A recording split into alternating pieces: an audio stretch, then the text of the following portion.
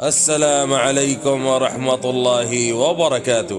بسم الله الرحمن الرحيم، نحمده ونصلي على رسوله الكريم.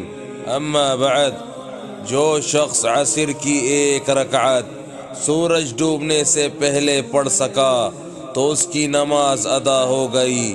ابو نعیم نے بیان کیا، انہوں نے کہا ہم سے شیبان نے یحییٰ بن ابی کثیر سے، انہوں نے ابو سلمہ سے، اور انہوں نے حضرت ابو ہریرہ رضی اللہ عنہ سے کہ رسول اللہ صلی اللہ علیہ وسلم نے فرمایا کہ اگر عصر کی نماز کی ایک رکعت بھی کوئی شخص سورج غروب ہونے سے پہلے پا سکا تو پوری نماز پڑھے، اس کی نماز ادا ہوئی نہ قضا۔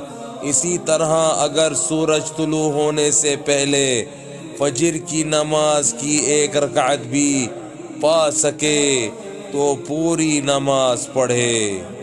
بس میرے بھائیوں دوستوں، جو آج ہم نے پڑھا ہے سنا ہے، اللہ پاک ہمیں اسے سمجھنے کی، عمل کرنے کی اور دوسروں تک پہنچانے کی توفیق عطا فرمائے، اور حضور صلی اللہ علیہ وآلہ وسلم کے مبارک طریقوں پر چلنے والا بنائے۔